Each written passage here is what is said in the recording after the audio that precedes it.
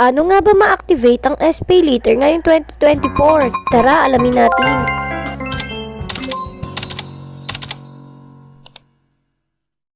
Kung matagal ka ng subscriber dito sa aking channel, ay alam mo nang meron akong SPayLater. Account ko iyon at ang ginamit kong valid ID sa pag-activate ng aking SPayLater ay sa aking asawa. Ngayon, dito naman sa account niya, itatry ko gamitin yung valid ID ko. So dahil nga married naman kami legally, kaya baka siguro pwede kong gawin yun. So ito na nga, i-activate ko na siya. Dapat talaga hindi ko ito i-activate. So nga lang nakita ko na mayroong voucher ang Shopee na 500 pesos of zero minimum spend na pwedeng gamitin ng mga first timer na SPayLater or yung baka ka-activate lang. So ito nang i-activate na nga natin siya. So first is yung number nyo kasi nga doon magsisend ng code ang Shopee. Pagka-send niya is syempre itatype natin dito kung ano yung code na sinend nila. Tapos pipindutin lang natin yung next at ganito yung lalabas yung type ng valid ID na pwede nyong gamitin. So ito, maraming pwedeng valid ID na available. Makikita nyo dyan sa picture yung mga available na valid ID. Ate, alam ko hindi tinatanggap dito yung papel na national ID. Pero ayan, kung makikita nyo is meron na dito.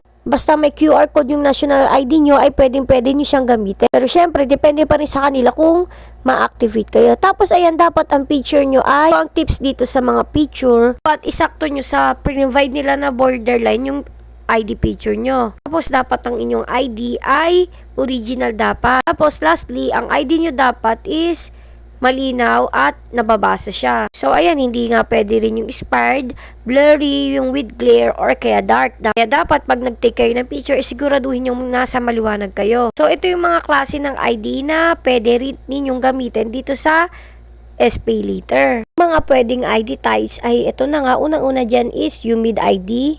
Next naman ay driver's license, passport, PRC ID, SSS ID, PIL ID, e-PIL ID, postal ID, TIN ID, at lastly ay yung PhilHealth ID. So ayan, ang ginamit ko dyan is TIN ID. Ang napindot ko lang is yung PhilHealth ID. Pero ang ginamit ko talaga dyan ay TIN ID. So ayan, need yung i-on yung Google location nyo. Malalaman kung nasan kayo ngayon or yung address nyo ngayon. So ito yung sinasabi na borderline na dapat naka-align dyan yung picture or yung valid ID na gagamitin nyo. After nyo mag-take nyan is lalabas na yung picture nyo dito at automatic na agad mapi-filled upan yung mga details dito sa baba. Next naman ay need natin mag-provide ng mga additional information like gender, nationality, date of birth. Automatic na rin malalagay yan dyan kasi nakita nga siya dun sa valid ID. Tapos place of birth at yung civil status. Tapos ito naman sa baba yung employment naman. Ang nilagay ko dyan ay self-employed.